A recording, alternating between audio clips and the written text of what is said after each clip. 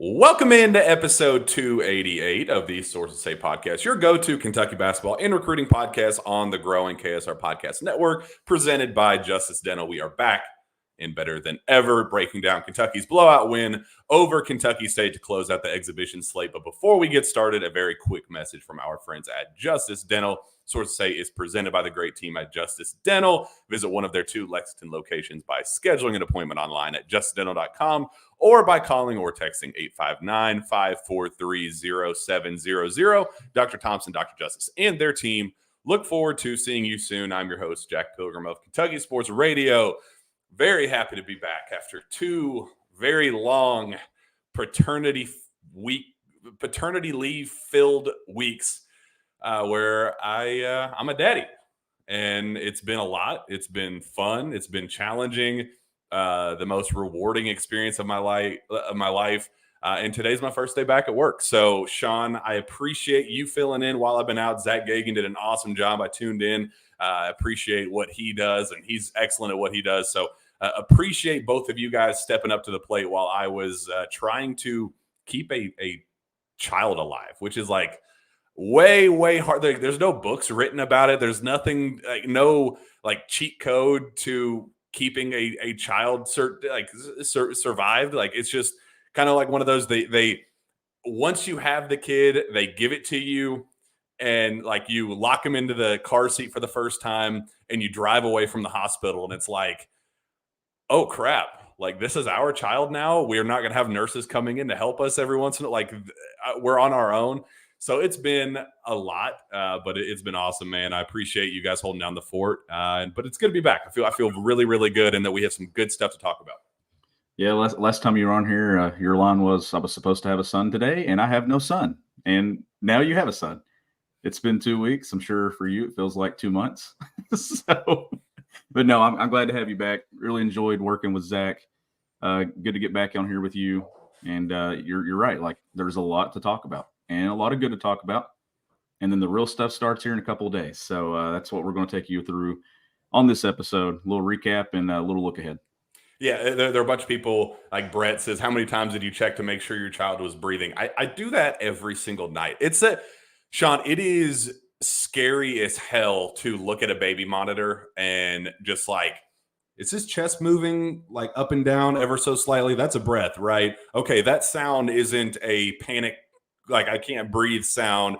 He's still alive, right? He's still like, he sleeps fine. And I think that's the one thing that they don't really tell you, is that the babies actually sleep pretty solid, but it's the mental exhaustion and fatigue that the parent has, just trying to make sure that like my eyes aren't deceiving me when I look at that baby monitor. Like, I have an app that it's basically the baby monitor on my phone too. So we have the actual physical monitor and the app on the phone.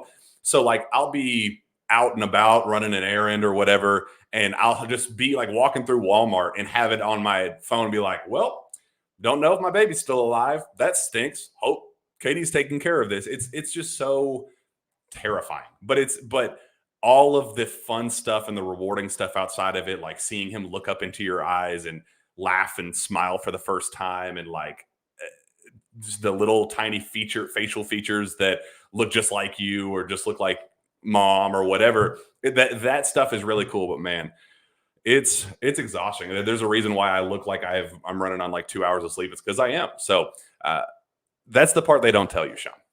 No, that, like you said, doesn't come with a book, right? So you got to do all this on the fly. So when does Billy make his Sources Say debut? Well, Matt Sack asked on Twitter if he was going to make an appearance on this show. He's upstairs right now. He, like, right before we got started, was throwing a little temper tantrum and was crying. We just had a like baby weight checkup this morning. Our doctor's like 5 minutes down the street, so that's very convenient. But like, when we got him out of the car seat and was getting him settled in, he was like screaming bloody murder, was absolutely over all of this. And I was like, yep, 0% chance he makes an appearance on the show. But I hear nothing. It sounds pretty quiet up there. So maybe I kind of told her to just keep a very close eye on it. And if he's settled down a little bit, we will let him make his grand appearance on this show here in just a little bit. So we'll get rolling with the basketball talk, and we'll have a lot of fun with that. And we'll see how it goes with Billy. We'll see if he's settled down a little bit and maybe he can make his morning debut with us here on Sources Say. So let's get into it. 99-53, Kentucky closes out the exhibition slate. A tale of two games, I think. The first one against Georgetown College, NAIA contender, Final Four powerhouse. That presented pretty significant challenges for Kentucky in its own right. I mean, it was still a blowout win, but you could see some of the flaws that Kentucky has and some of the things we've talked about on this show that we should probably be concerned about to start the year before the guard play and just pure talent kind of won out there at the very end. And then Kentucky State, all due respect, great program. I love the series. I love the meaning behind it. It's a really fun, significant event. Not a whole lot of pushback on that one. Not a whole lot to take away from the second matchup. But I guess overall, Sean, now that the preseason is officially done, we are now approaching the season opener on Monday against New Mexico State. How are you feeling? Have your thoughts changed at all from what we thought going into this preseason, what we thought leaving Toronto, and as we head into the meat and potatoes of the real stuff? No, not at all. Like nothing's changed. Like we knew that there were going to be some areas there that we would have some concern, and we still have no idea what this team looks like when it's complete, right? And the version that we do have right now, they do a lot of things really well, and some of their deficiencies are they really areas of concern because we don't know until they get their interior there. Like, are there defensive issues? I don't know until we see the full group there together, or at least one of those bigs back there on the back end. But just the things that really stand out to me, Jack, is they've played 6 games together. They had 4 in Toronto. They've had 2 exhibitions. They had the blue-white game. It's the willingness to share the basketball and just make the easy play for each other. There's no selfishness there with DJ, with Rob. I know last night Rob made an extra pass to DJ there in the first half for 3, and Rob had his hands up before DJ ever shot the basketball and was celebrating. Like Rob Dillingham, 6 assists again. Was that the total he got to last night in that game? I think Cal went through it in the post game, but yep, I'm seeing a lot of good from all these guys. Are there areas of concern right now? Yeah, there are, but the willingness to play together is where it all starts, and that they've got that now before they've ever even played official game number 1. That's over half the battle for Cal. We know how this thing plays out. When guys play together in this program, they usually figure it out. And this group is connected and played together on the offensive end. We want to see that togetherness on the defensive end because they're going to need it until they get a big. 13 assists to 0 turnovers for Kentucky's 2 most talented backcourt pieces, DJ Wagner and Rob Dillingham. And they didn't commit a team turnover until like the 10-minute mark of the second half, which I know the competition wasn't great, but just seeing it, regardless of competition, it goes back to what I said in Toronto. The way they shared the ball, it doesn't matter. It'd be easy to go out there and play one-on-one in matchups like that and just kind of go get your own. But they don't. Everybody eats. Everybody's sharing the ball. You mentioned those 2 taking care of the basketball. Cal loves DJ Wagner and his vocal. Him as a vocal leader mentioned that DeJuan didn't talk the way that DJ talks. So it goes back to what you've been saying, that DJ's the clear-cut alpha in this backcourt, and it's the vocal reasons why. Yeah, there's so much to like about this backcourt, and obviously the big questions are in the front court.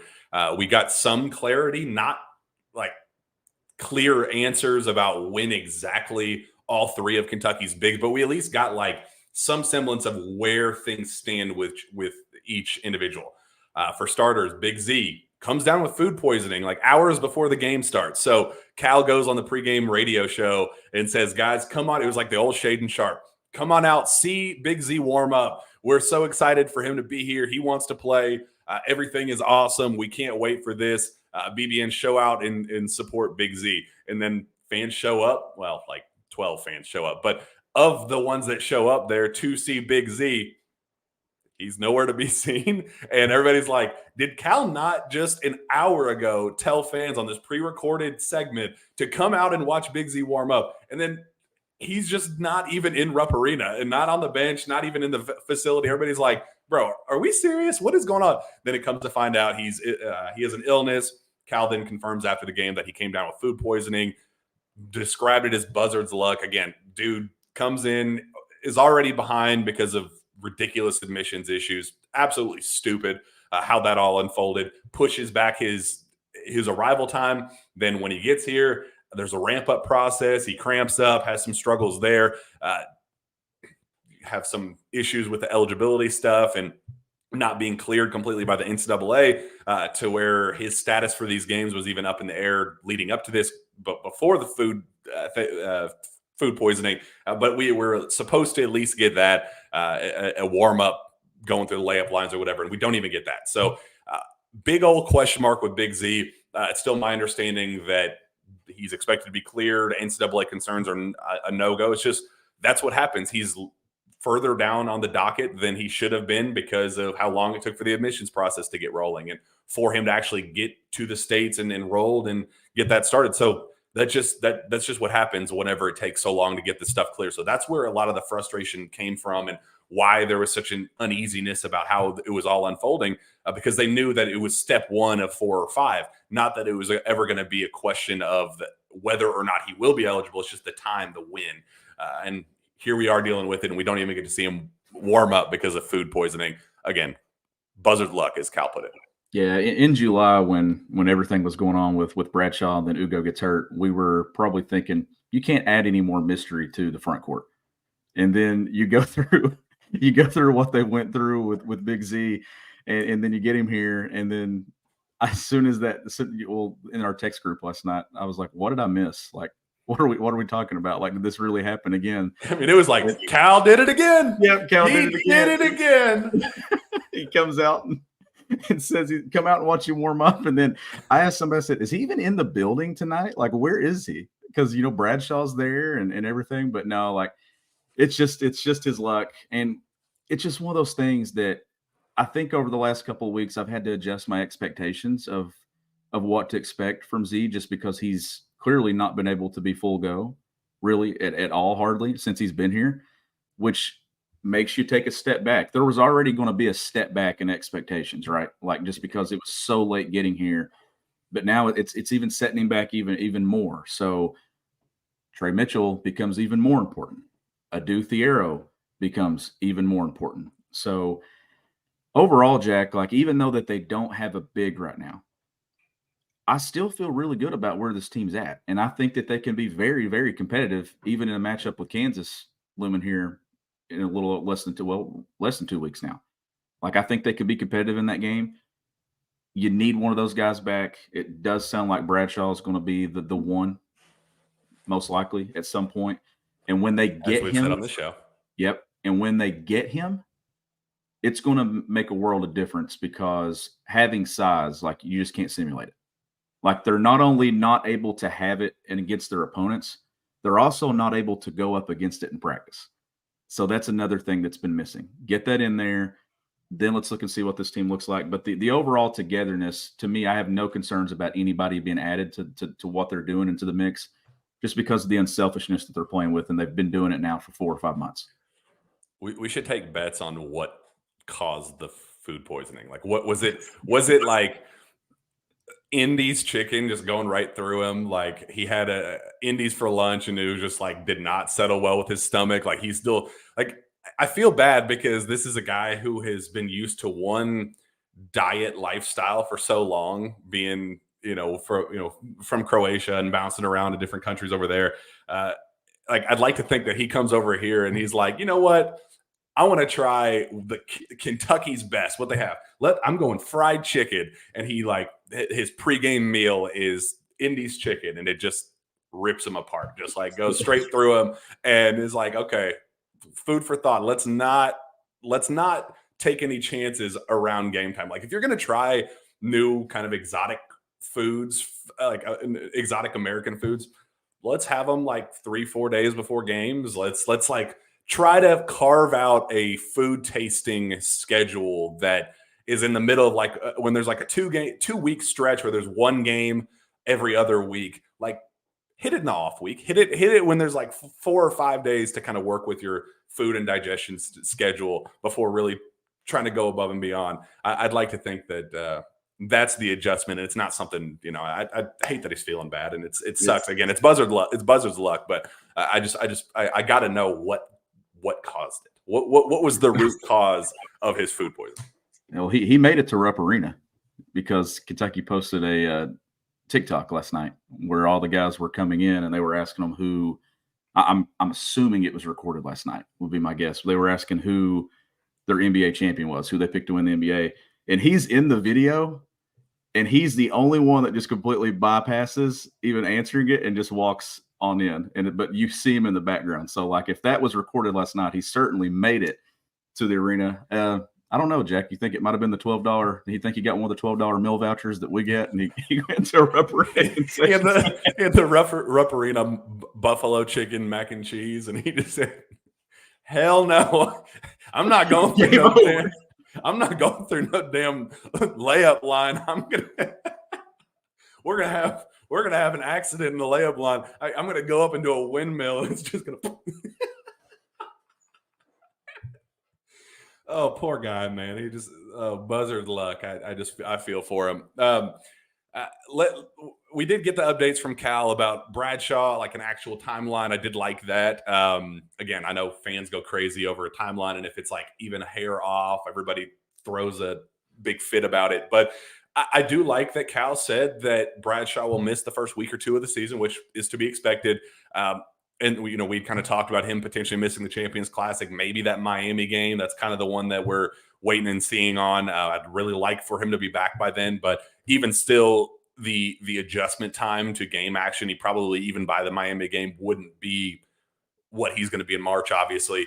And then they said Ugo was going to be a few weeks after that. So what do you think of those two specific timelines that we could have Bradshaw back before December, even potentially, and then Ugo probably early December would make a lot of sense for him?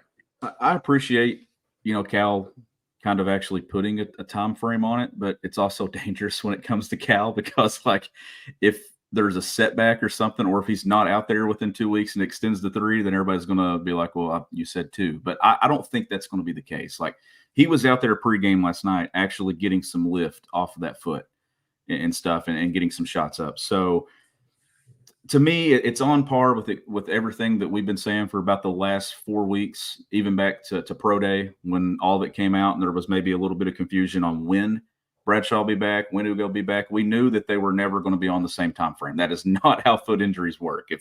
If Ugo's happened later, then we knew that it was going to be a little bit longer for him. So I don't know about the Kansas game. I mean, like you said, that's tough because we also had Cal last night talking about the guys that have been doing this not being in good enough shape, right? Like he mentioned PJ Washington back in 2018, 2019, having to get in better shape. Well, he talked about Trey Mitchell's motor last night and that he's not in maybe the level he needs to be. Like that tells you that there's going to be a transition there for Bradshaw too, and Ugo when he returns. Like if Bradshaw is out there mid-November, it's going to be a little here and there, but then you're hoping by the time you get into December, he's in playing shape and can go longer. So it's going to be a little at a time, Jack. This isn't going to be Kentucky adds a 7-footer and he goes and plays 30-plus minutes the first night.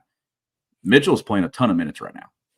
And I think we've talked a little bit about play style and why Bradshaw's probably going to be the closest plug-and-play guy we have because of the blueprint that Trey Mitchell's already put out there for Kentucky. I mean, they're going to play the exact same role, kind of that catch and shoot, pick and pop, good passing, try to just be a finesse guy. He's not – if there is a positive and upside to Bradshaw in his situation, not playing live game action, dating back all the way to McDonald's All-American game in the spring, is that the system is in place for him to be successful. Ugo, I am concerned about because he's a guy that you kind of have to work in.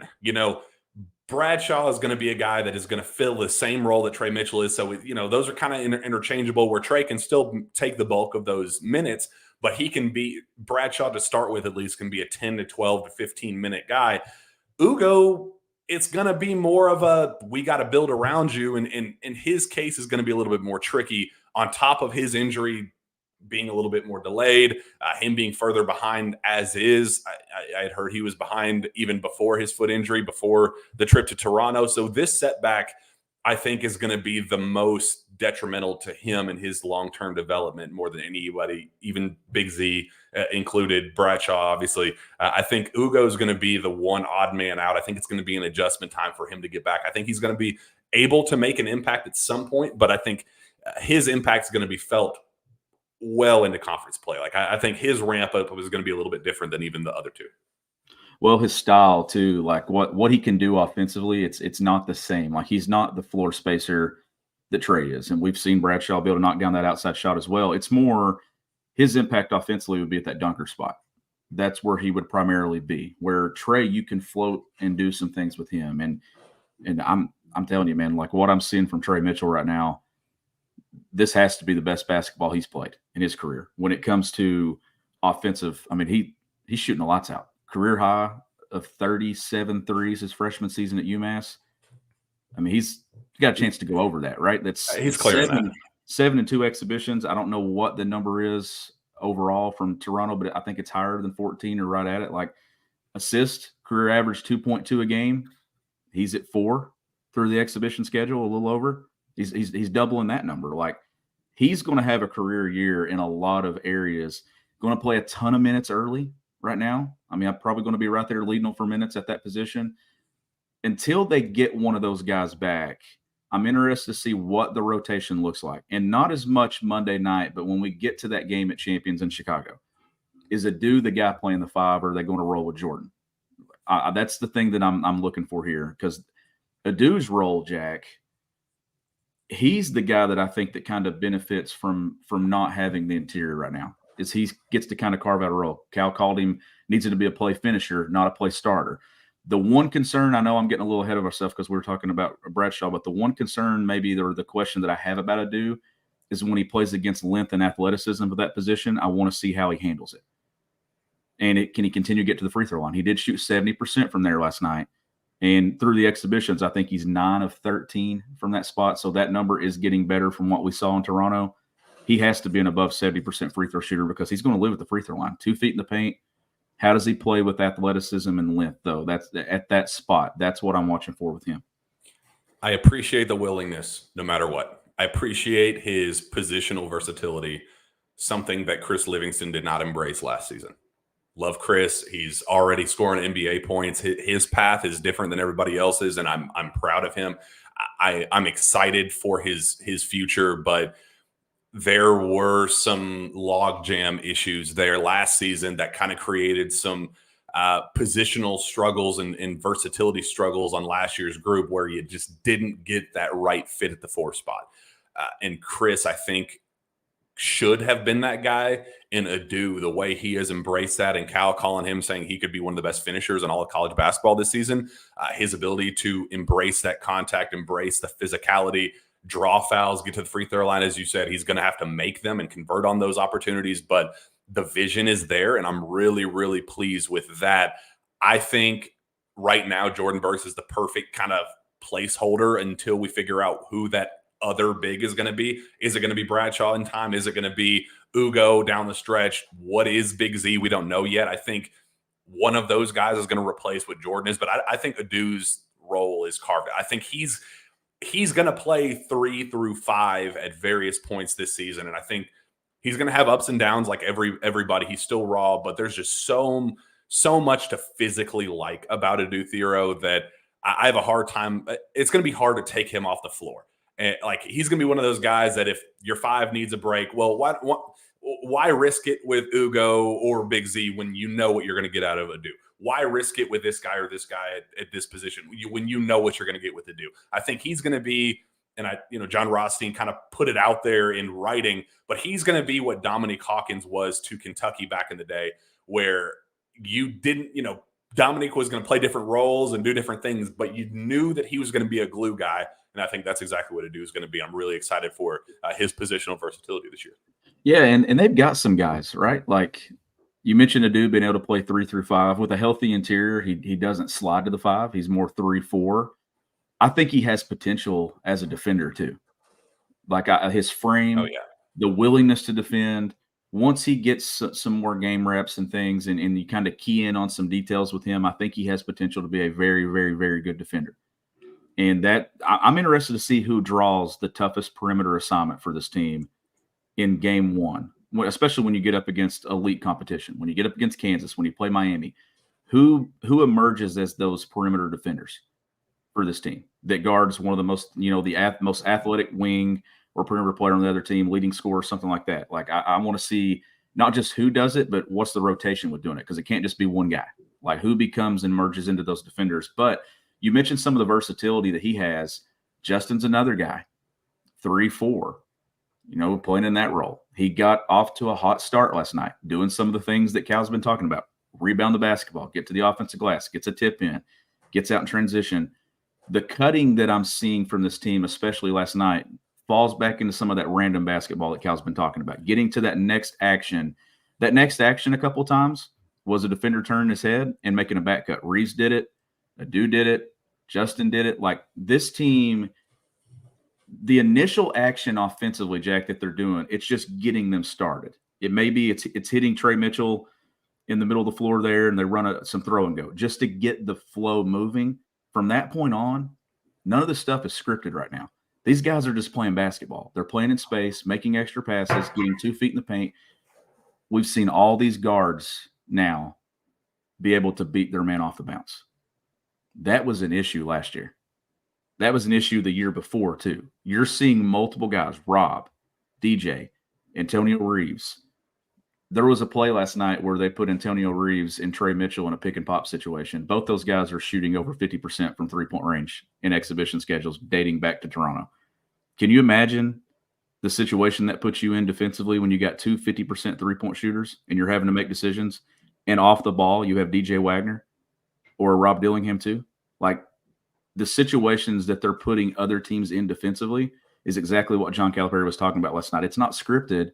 It's just getting them to move and flow, and it's random, and that random is really hard to scout, and it's really hard to defend. I would argue that Kentucky's biggest flaw last season was off-ball movement and guard paint touches.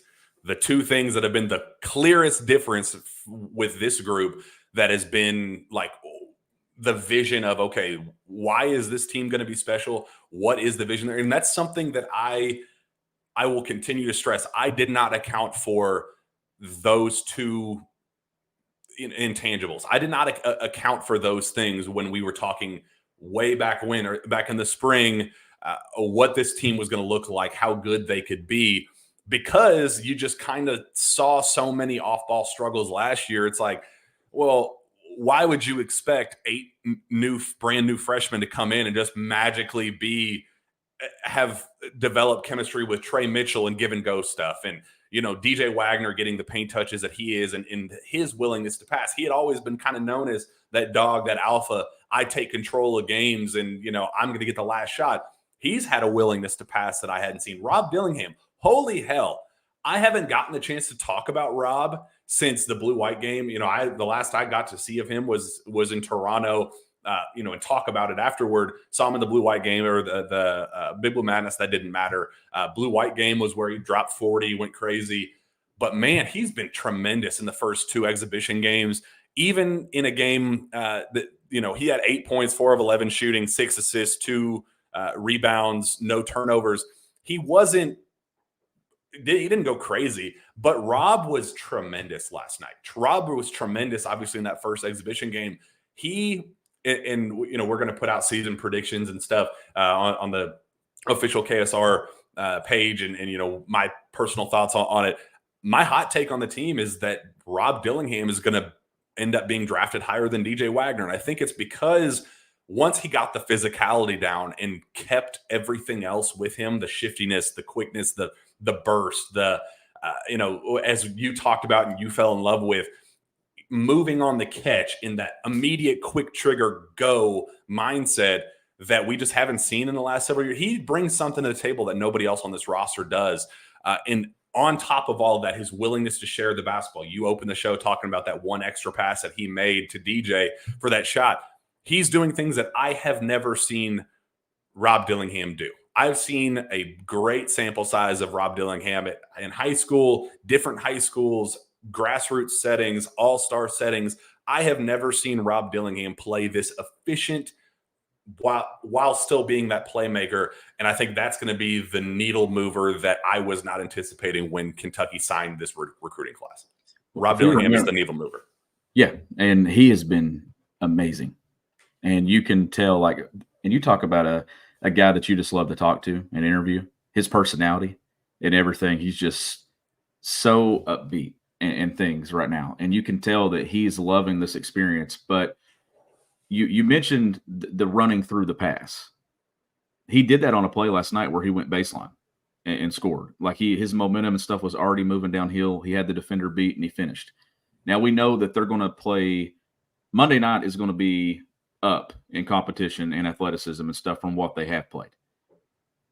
I don't think it's going to matter. I think that this team DJ made a couple of plays last night too. We mentioned the extra pass that Rob made there in the first half. He made a couple of those. John Calipari said he made about 3 really hard plays look easy, and he did. But DJ early in the second half, he finds Antonio Reeves in transition for a 3. He immediately comes back. Kentucky gets to that second and third action. DJ gets downhill 2 feet in the paint. Could have shot a floater from about 6 feet, sprays the ball out to Antonio Reeves and hits another 3. That is recognizing and an IQ of this guy is going to get hot right here, that he can heat up in a hurry. He just knocked one down. I can shoot this, but that's better. That's what I like about this team right now. Rob from the corner could have taken that shot. High school version of Rob would have taken that shot. Boom, straight in his hands. There's my teammate. I can celebrate with him. Like, that's what you're seeing from this team right now. It's a willingness to do whatever it takes. I don't know if that's been the case recently. Last year, I don't know. Like, was everybody willing to do what it took for for that last year's team to be the best it could be? I don't know. But right now, everyone is bought in. You know who got the most praise last night during player interviews? Jordan Burks has gotten so much praise because of his willingness to play out of position. He has been out of position. Cal talked about on post-game radio last night. He is not a 5. He's more so a 4, but can play the 3 too.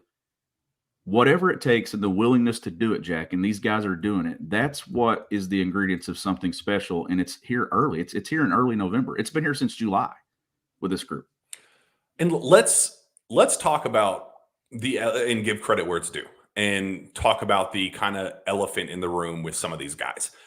Rob Dillingham had a bad reputation coming in about not being able to embrace structure, about ducking media, about not having a work ethic, about, there was a chart in the OTE facility that in a month stretch, Rob Dillingham took 0 shots in the official shot chart. You had the Thompson twins taking 5,000-6,000 shots in that same span. Rob Dillingham was at the very bottom of that list with 0, goose egg.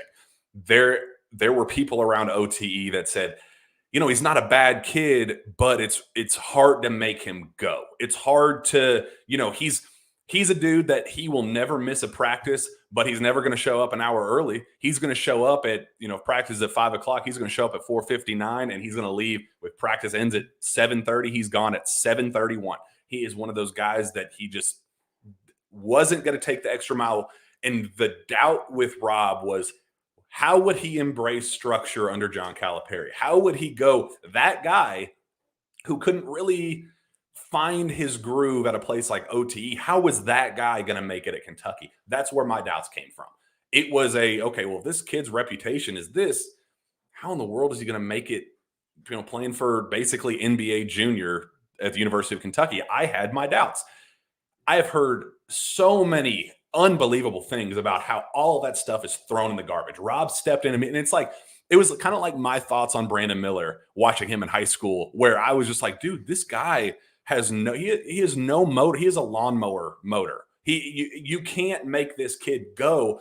Like, he has all the physical tools in the world, but he just looks so nonchalant with everything that he does. And he's a guy who could be dropping 25 points a game, but he goes out there and goes 13 points on 4 of 11 shooting. And nothing felt serious to Brandon Miller. And I said, I don't think that guy's would make it at Kentucky. When he was strongly considering the Cats, I was like, I don't know if I really want that kid. Then you just come to find out that he was just bored. Like, he just needed to get that extra kind of kick in the ass that we saw at Alabama and we're now seeing in the NBA. Rob Dillingham is that guy. Same with Jordan Burks. Jordan Burks had an even worse reputation coming out of high school. There was a lot of kind of unspoken dirt about Jordan Burks coming out that when Cal took his commitment, I said, ooh, that's a bad take. Why in the world is he a Kentucky Wildcat? And Jordan Burks has stepped in and not just been a good dude. He has been in uncomfortable positions where he has had to play the five. He's never played the five in his life, and he has embraced that role. And he's been so good at it. And it's all of these guys on this team that the reputations were kind of iffy, and how would they adjust? They have, I don't know what it was about this coaching staff. I don't know about how they're just interacting with one another, the players, Jordan just being a happy-go-lucky kid and people liking him and Jordan liking them. I've not heard one bad thing about anybody on this roster from top to bottom being a head case, being a locker room problem, being pissy, on any of those things. And that has completely shifted every projection I had about this team in my head back from where we were in the spring versus now. Remember one of the big topics this summer was some people, DJ Wagner and Rob Dillingham, can't play together. Like, that was a big topic. And last night when I saw Rob celebrating DJ, I was like, why did we ever think that this wouldn't work? Or why did people ever think this wouldn't work? Cal has made this work so many times when it comes to completely different players and things. And Cal was talking about the number of eyes on Rob and getting some action. And if you're getting to that second, third action in the half court, whether it's a back cut, it's a dribble handoff, it's something like that, you're taking eyes away. It's making eyes move. It's making things hard to guard. And he was talking about when you only got like 4 eyes on Rob, Rob's going to make a play. If you don't have all eyes on Rob Dillingham, he's going to do something, especially with the basketball. It's less dancing now, though. The dancing's gone. It's no longer this and this. It's straight to the basket, straight making a play for somebody else. This backcourt, the thing that stands out to me, how about him finishing through contact, Jack? Something that he could not do in Toronto, and he's finishing through contact. He's not shying away from it. The backcourt has the ability to beat you on their own. And there's going to be moments where there's going to have to be a guy that just goes and makes a play. And you're going to see that, I think, late in games. Who becomes the closer? Is it DJ? Is it Justin making a play as he gets more comfortable in this? But when they're playing together and they're playing off each other, that's when this team is going to be really, really hard to guard. But there's going to have to be moments where somebody emerges and closes games. I am always quick to give credit where it's due when somebody proves you wrong. There's reputation. We're talking reputations and how these guys have kind of adapted and shifted. Rob has done that. DJ, to a lesser extent, has done that. He is kind of known as a hothead, fiery, quick to, be the aggressor and kind of in a detrimental way. He's embraced that and kind of harnessed that a little bit. Jordan Burks has been awesome, whatever. I'm excited to see how Trey Mitchell adapts to his reputation.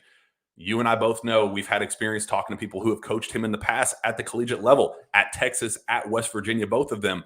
He has a reputation for crumbling under the lights, that when you need Trey Mitchell to step up and hit the big shot, he has never been that guy. He is always, just talking to coaches that have been around him in the past. They said, he's awesome. He makes the extra pass, great locker room guy. He's great at extending leads. He's great at, being a complimentary piece. But if you ever have to lean on him, that's usually when the mental stuff kind of kicks in, and he has never been the one to embrace that. He kind of takes a back seat, and that's where some of his struggles come from. We have not seen that yet. Up to this point, he has made every single big shot with confidence. I mean, some of these catch and shoot threes that he's taking with a hand in his face, he is looking to be the aggressor and the go-to shot taker and shot maker. I'm excited for him to prove that reputation wrong too. I've wanted to kind of put that out there just to kind of say, okay, what happens in the Champions Classic if you draw him up an Olivier Sarr game winner? What happens if will he be that guy to make that shot? And right now, the reputation from people who have coached him in the past say, I wouldn't personally do it. There's way too many shot makers on the team to lean on. Antonio Reeves, Rob Dillingham, DJ Wagner, Reed Shepard, whomever. I wouldn't do that with Trey. I want Trey Mitchell to be that guy. I want that to be if as we're continuing to knock down reputations and bad habits in the past, I want Trey Mitchell's to be, he does make that big shot. I want him to make the big shot in the Champions Classic against Miami, against Gonzaga, against Louisville. I will say this, someone that I talked to that, you know, you and I've talked a lot about Trey over the last few months and stuff since he got here, but they did add to me that it's in there. He just has to do it. It was the shying away from the moment. His interview last night, post game, was great. Just the way he talked about his teammates, the way he talked about being a vocal leader, not being, and there it is, somebody put it in the comments. So the way he talked about how he's leading this team, though, he said that no one wants to be told what to do. So he's kind of picking his spots when it comes to how he presents it. If he knows what he's about to say to somebody is going to help them, he said he's going to say it. And that's leadership. Like, he gets it. These dudes don't, like, nobody wants to be told what to do, even on the basketball floor. Like, at any level, no one wants to be told what to do. But if you know deep down that what you're about to tell somebody, if it's absorbed the right way and accepted the right way, then it can work. And I think that that's a level of trust that these guys have put in him just because he's gone through 4 years of college basketball. Antonio Reeves, already gone through 4 years of college basketball. They're the guys right now, Jack, that are kind of bridging the gap from youth to where the season's at. They're not going to be the leaders when it matters, though. And I'm not saying that as a bad thing. I'm talking DJ, and I expect these younger guys to be the guys that are leading late. But those two in their roles, they're going to lead with their roles. And that's going to be whatever it takes to win. Antonio Reeves shooting the daylights out of the basketball. And Trey Mitchell playing the 5, rebounding, stretching the floor, shooting threes, passing the ball. Those guys are great, but we know that what this team does in March lies with DJ Wagner. Aaron Bradshaw, I think that's the next biggest name. I don't think Kentucky does what it wants to do if he's not available. And then you get into Rob Dillingham, Reed Shepard's development as we go throughout the season. Those freshmen, I expect Justin Edwards. I expect those guys to emerge as leaders and be leaders. And by the time this thing is said and done, Kentucky just doesn't have a clear-cut defined leader. It just has a group of them. And that's what I think that this team has the potential to do, is it gets into SEC play and when it matters down the stretch in March. And I think that's the beauty of the Trey Mitchell reputation of not being able to lean on him. I don't think he's ever going to be in a role here where you say, Trey, we need 20 from you tonight, dude. Like, it's a Hunter Dickinson, it's a matchup nightmare for you, dude. We need you to step up and make plays. Because then you're like, okay, well, we got 4 other dudes who can score 20. We have 5 other dudes who can score 10, double figures. This is a team of guys who it can be an attack by committee. And that was, again, one of the gripes and concerns that we had going into the coming out of the spring was every one of these individual guys, you could kind of nitpick individual flaws and say, well, DJ's, as we've talked about in the past, he's an in-rhythm shooter, but he's not an elite knockdown shooter. Rob Dillingham, his knock in the past was he's thin. How would he adjust to SEC length and strength? Well, he's already figured that part out. But the erraticness and the shot taking and decision making and things like that, you can nitpick with every single one of these guys, but how they're working together as a unit, you're not going to ever have to lean on Antonio Reeves to shoot 25 balls. You're not, like, he's going to have the volume, but he's also going to, know which shots are good and what are going to be the efficient shots that could put him in position to be a 45% three-point shooter this year. And I think that's the thing that, again, I was missing coming out of the spring, that the concerns that I had about why this team's ceiling wasn't as high as some people were making them out to be, they've proven that wrong because of how quickly they've adjusted their willingness to pass, the other stuff that off-ball movement, the other stuff you don't really account for. And that's why I'm excited. I am, as we enter this season, Monday being the start of the regular season, I think that this team is a Final Four team. Even as currently constructed, you got to get one of those guys back. You don't need all three of them to be high level difference makers. You get one of them back, I think this team can go to a Final Four. I really do. Yeah, I do too. The league is going to be super tough. Like, this league is going to be deep, and you're going to see 7, 8. Do they get to 9 NCAA tournament teams? It's going to be a competitive league top to bottom. And the top is very, very good. And Trilly actually projected his Final Four, and he had Arkansas, I think, and Tennessee in there last night. I believe it was those two teams. So Kentucky, not far off. I think all that group of teams at the top, I think, are good enough to make deep runs in the NCAA tournament. My bold prediction that you'll hear here in a couple of days, Antonio Reeves leads the league in scoring. And as you mentioned, it's just the volume and stuff that's going to be there for him. Even on nights where he's not hitting 3, 4, 5 threes, he's still going to make free throws. He's still going to make shots. He's still going to make plays. But to me, this Kentucky team is built to survive a 1 for 10 performance from 3 from Reeves, where last year was not. Last year, if he had that moment, we knew that entering the NCAA tournament. If he had a moment or a game where he did not shoot well, Kentucky was in trouble. But even on a game where he shot 1 of 10, Kentucky was right there with a chance to go to the Sweet 16, and they led. They just didn't have the guys to get them over the hump.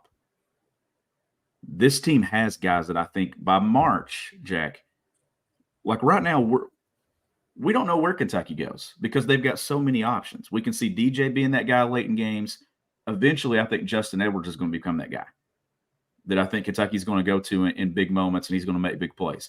His development this season, I think, is going to be the one that frustrates you the most and excites you the most, because I think there's going to be games where he's going to be up here, and then there's going to be games where he's down here. And the bridge there, the middle ground for him is what is his motor like during those moments.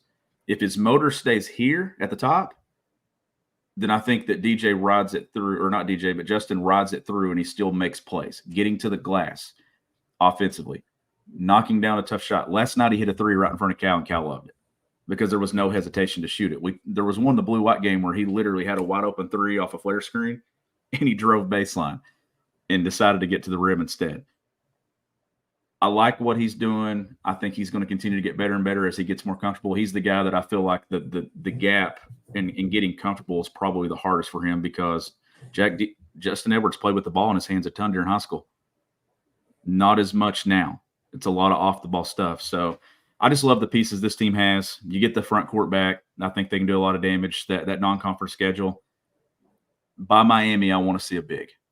If they've got a big worked in by Miami, then I think that they can do some damage in the non-conference. I'm not saying they can't beat Kansas. If they shoot well and Kansas doesn't shoot well and Kentucky can gang rebound, Kentucky will have a shot in that game.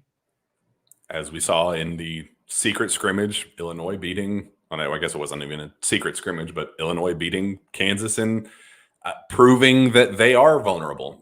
Again, it's early. They're going to be a powerhouse by the end of the year, but Kentucky's going to have a fighter's chance in that one. I still want – we'll see about how that goes, and it's really – I'm not one of those guys that, the Champions Classic is life and death. They've been on a losing streak, and you want them to kind of get back to the pinnacle of that and return to those winning ways that they've kind of lost in the premier events.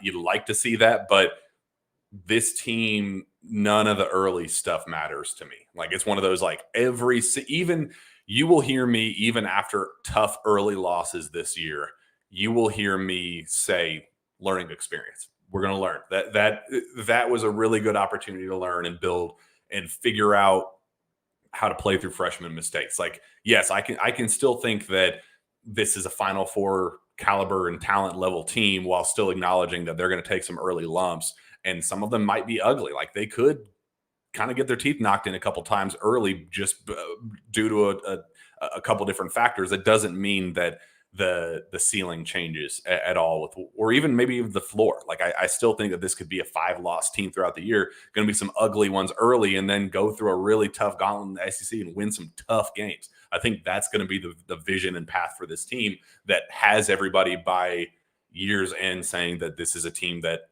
has a real shot to win it all. And that's where the excitement comes from.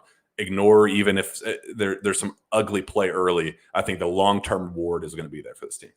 I mentioned the other night on Tuesday's episode that Cal's patience that he has with this team, that I'm seeing something different from him. And I know that there's been a lot of talk about Cal and everything, and then moving into, this summer and the change of style of play and the way they're playing offensively and things like that. But have you noticed that too through 2 exhibitions, that mistakes they're not met with just screaming and everything? Like, it's more of a take a deep breath here. I've got to be patient. We're young, but boy, we're talented. Like, it's like he is taking on a different approach.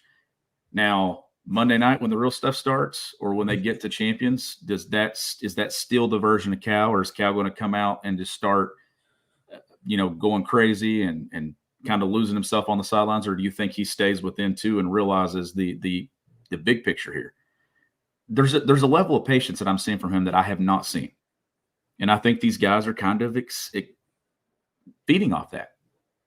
Not to throw anonymous quotes from former employees out there to drive that point home any further, but talking to some people that used to be around the program and were around that COVID year, they said that Cal was harder on Devin Askew than any player Cal has ever coached, ever. Said that it kind of broke Devin mentally, and Devin was always known as kind of the dog. Like, that was kind of the one thing that made him tick, and Cal kind of broke that. And to your point, Sean, I think it's a confidence in what they can be. I don't think that Cal ever thought that Devin Askew could lead this team to a Final Four, ever thought that he was a John Calipari point guard. And I think that kind of created an immediate wedge from I don't believe in this guy, so every time he makes a mistake and every time he screws up, he's just going to get the brunt of it, because he shouldn't even be here to begin with. Like, it was that kind of thing, which sucks. And you really never saw Devin Askew take off from there, but it's just the facts. It's just the reality of the situation. I don't think there was ever a real level of confidence in Xavier Wheeler being that guy to take this program to the next level. So when you see the patience, when you see Cal on the sideline during a Rob Dillingham mind-boggling bad decision shot, when you see DJ Wagner put his head down and drive into the paint and get a charge drawn on him because he kind of gets the tunnel vision that he's known for having in the past. When you see Cal have patience in those moments that he didn't necessarily have with Xavier, that he didn't necessarily have with Devin Askew, remember this conversation, that it's because Cal has utmost confidence in these guys. And I think that's going to be the difference in the mental confidence that DJ will have and Rob will have. And the reason why we're seeing these strides in the development, I think it's because of the confidence coming down from the coaching staff. And I think that's huge. Yeah, it is. It's a huge thing. And just the togetherness that this team is showing, and the transition to not everyone has the ball in their hands, right? Like, these guys in high school, if they didn't have the ball, they got the ball. And it was, once you had it, then it was just go make a play for yourself and do it. Now it's about off-ball movement, and you're seeing it. You're seeing guys make plays off the ball. The play that stood out to me last night was Justin Edwards making a back cut. He hadn't done that in some of the other games. It was a lot of, kind of like, okay, how do I play off of this action and things? And you saw Reeves make the same back cut out of that corner spot and dribble drive. Saw Justin make it a couple of times. You're seeing DJ make cuts. And that is the stuff that I'm really liking about this team, is they're learning how to not only play with the ball in their hands, but how to also play without it. And it's not just a catch and play. It's how do I cut to, maybe if I don't get it, but my action here, my hard cut opens something else up for a teammate. That's the transition from high school basketball to college basketball, is cut with a purpose. Every single movement now has to be with a purpose. A year ago, they were just so big, so quick, so strong. At times, they were overwhelming. They didn't have to cut hard. Everything has to have a purpose now, and that's what Cal talks about with cuts. Every cut has a purpose, and you're seeing these guys start to understand that. And I love it, and I love what I'm seeing from Cal. from both sides, what I'm seeing from the guys on the floor, what I'm seeing from Cal and his approach, I think that this group is connected and together. If they take a loss at Champions here in a little over a week, I don't want it to change anything. Stay together. If you win it, you win it. If you lose it, you go down fighting and you take something into that next week or that next game, build on it, because this is a season where I think you just build a little at a time, Jack. And I think that you got a product at the end that's going to make fans happy. You love what you're seeing on and off the floor from this team. I'm loving what I'm seeing from Andy Ludicky and MyPerfectFranchise.net. Andy is a franchise consultant as well as franchise owner and helps people find franchises that fit their skill sets, financial requirements, time to commit, and more. His services are 100% free, and he is here to help. If you have any questions about business ownership, you can learn more and contact Andy anytime at www.myperfectfranchise.net. And Sean, while I was gone, while you were taking this thing over, we have a new butt. Like, we have a new anchor for this show, FanDuel. How about FanDuel? It's been an absolute blast being able to watch games and live bet and be a part of the action in ways that I never was able to in the past. It's so refreshing to turn on a Thursday night football game and just be like, what's Will Levis going to do? Let me put my money where my mouth is, and confidence in Will Levis in an actual tangible app that I was not able to before. It's beautiful. NBA and college basketball season are back. Join FanDuel, America's #1 sports book. Right now, new customers get $150 in bonus bets with any winning $5 money line bet. That's $150 if your team wins. If you've been thinking about joining FanDuel, there's no better time to get in on the action. The app is so easy to use. There's a wide range of betting options, including spreads, player props. I love player props. I'm a sucker for a parlay. Probably the odds of winning them. The ones that I build, Sean, are the 10-leg parlays that are plus 25,000 that have no shot of ever winning, but I'm like, man, if I bet this $1, I'm going to win 150 grand, and I'm never doing this job ever again. That's the rewarding part. It's just fun to be a part of it and follow different things. But that's my favorite part. You get over-unders and more. Love FanDuel app. It's easy to use. It's my personal favorite. We have a blast using it, and so will you. Visit FanDuel.com/Pilgrim. That is FanDuel.com/Pilgrim, Pilgrim. FanDuel, official partner of the NFL.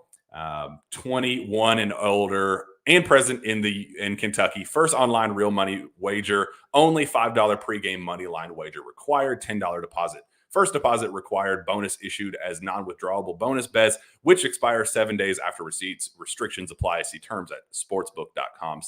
Sportsbook.fanduel.com. Gambling problem? Call 1-800-GAMBLER. There's my first run at it. How would you compare those two, Sean? I know you kind of perfected the FanDuel while I was gone, but I had a blast with that one. I'm a big FanDuel fan. No, I love FanDuel, and I put out my preseason prediction on Tuesday's episode was Kentucky over 12.5 SEC wins, and that's another thing that you'll see here in a few days on the preseason video and stuff. But Cal has averaged 13.2 wins a year in league play in his time at Kentucky.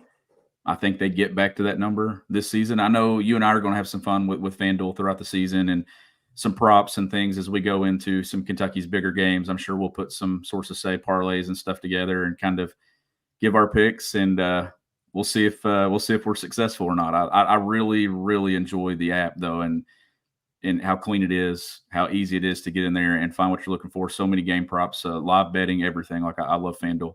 Another app that I obviously love, and they've been friends of the show for a minute now. Gametime. Don't be worried about stress. Don't be stressed out about buying tickets.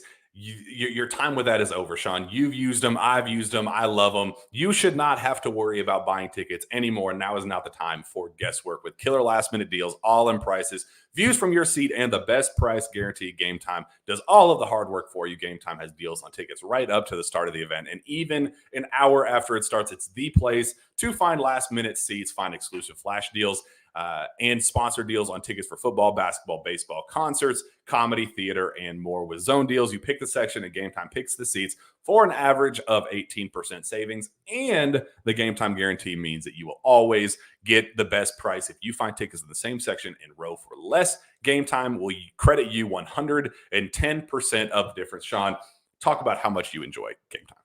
Oh, I love Game Time. Like I said, I've had 2 experiences with Game Times. It was both, or Game Time app, it was both the Reds games. I'm sitting here on the app right now. You can get Champions Classic tickets. They've got the flash deals where you can slide to unlock at the top, but I'm seeing the cheapest seat, $147 for two high profile matchups. That's awesome. Yeah. And you can see, if you've never been to United Center, if you've never been to Rupp Arena or wherever Kentucky's going to play, you can go right there on the app. And if you're like, okay, what's the view from the corner here in this arena? You can see it. Like, it is legit the view that you'll have. It's almost like I've been at the game, Jack, and I've tweeted a picture of where my seat's at on press row, like I do every game. You can see exactly what your view of the game is going to be. If you don't want to sit there, you can find another spot in the arena. A lot of tickets available for that Champions Classic game. A lot of them on Game Time app. So if you're thinking about making the trip up, Game Time's the place to go. Are you going to that one? I'll be there. I'll be yes. Champions. Yes, I will be there. And I'm sure there'll be some sources say action from the city of Chicago. Yeah, we'll do some live shows, and I love the ones where we're together and we're able to just kind of bounce off of each other and not on 2 separate squares on a screen. I love that. We're gonna have a blast with it. But make sure you're a part of the action with Game Time. Take the guesswork out of buying tickets with Game Time. Download the Game Time app, create an account, use code KSR for $20 off your first purchase. Terms apply. Again, create an account, redeem code KSR for $20 off. Download Game Time today. Last minute tickets, lowest price guaranteed. Sean, we've done it again. We said that this was just going to be a post-game breakdown, and here we are, an hour running. I know you had kind of a hard out. You had to get to somewhere here in just a little bit. So we won't drag this thing out any further, but it felt good to get the takes out there. I know I was struggling through some of those ads and just getting the rust knocked off a little bit. Being out 2 weeks, that's what happens to you. And being sleep deprived with a brand new baby, that tends to happen. But I'll get back in my groove. Don't you worry about it. I'll be back. No, there was no struggle there. I was interested to hear your thoughts on what had kind of happened the last few weeks. You hadn't got to talk to you since Blue-White game. I mean, briefly, I've texted with you and things like that. But when it comes down to your thoughts on this team, I always enjoy it, and I'm looking forward to another season. It's hard to believe. I think I started on this show with you the COVID year. So what a year to actually get started with you, right? So we've gone through the COVID season. We went through the St. Peter's loss. We went through last year. There's got to be some good times. Like sources say to me, has not really had that end-to-end year yet to really celebrate something great. We've not got to celebrate a championship of any kind on the show. Like, it's time. It is time to get some good stuff moving for us on the show and give our fans and our listeners, a chance to really enjoy a basketball season. I think this is going to be one they will enjoy. I'd argue the only big win that we've gotten to see. I mean, we've gotten some conference wins, at Tennessee, at Arkansas this past year. We've had some big ones, but we haven't even gotten a Champions Classic win over Duke. We haven't even gotten one of those high profile event games. The most we got was one NCAA tournament. We've gotten to cover one NCAA tournament win on this show. It's time. This is my dream job. This is my dream show. I never want anything to change about it. We're going to keep this thing rolling till the day I die if I have anything to say about it. But we haven't even gotten to see the peak of this. We haven't even this has just been a blast just doing day-to-day stuff. We haven't even gotten to see holy hell, we're celebrating a national championship. We're down in Nashville celebrating the SEC tournament championship with the confetti fall. We're doing a live show as the confetti's falling on our heads. That's what we're here for. That's what we're excited for. This is the year. It's time. Time to throw all that nasty, bad stuff in the past. This is the year. It's time to make it happen this year. We've not even got an SEC semifinal but once. And when it comes to the tournament, we've not SEC tournament championship.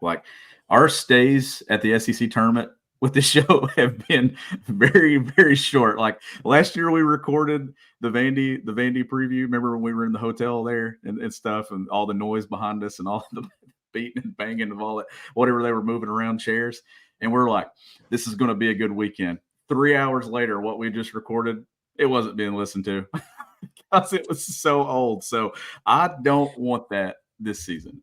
I want what we've got to do is we've covered an undefeated run in Toronto. We've covered an undefeated run in the Bahamas. I want some real stuff to talk about, and it starts pretty soon. I think that this is going to be a team that you're going to enjoy talking about and listen to us talk about. And we can't wait to interact and engage with our listeners throughout the course of this season. It's going to be a fun year. Can't wait for it. It's going to be a blast. We'll be back next Tuesday. We're going to start doing these a lot more regularly and kind of do the same repetition that we saw last year, where we kind of got in a good groove of pregame and postgame shows, multiple per week, and really kind of getting the nuts and bolts and break this thing down, even if the shows aren't, well, I say that, but they're always long. But even if the individual shows are a little bit more brief, we're going to get more out there and keep pumping out good content. We're having a blast with this, excited to keep this thing rolling forward. But that starts next week. Regular season begins on Monday. Kentucky will host New Mexico State Monday evening. Can't wait for that. It's going to be a blast. Sean, we'll be back on Tuesday. Where can fans find your work? You can follow me on Twitter at GBBCountry. Find me on Twitter as well, at Jack Pilgrim KSR. Reach out to me via email, jpilgrim@KentuckySportsRadio.com. With that, we'll be back next time for another Jam Packed Sources Say podcast. We will see you then.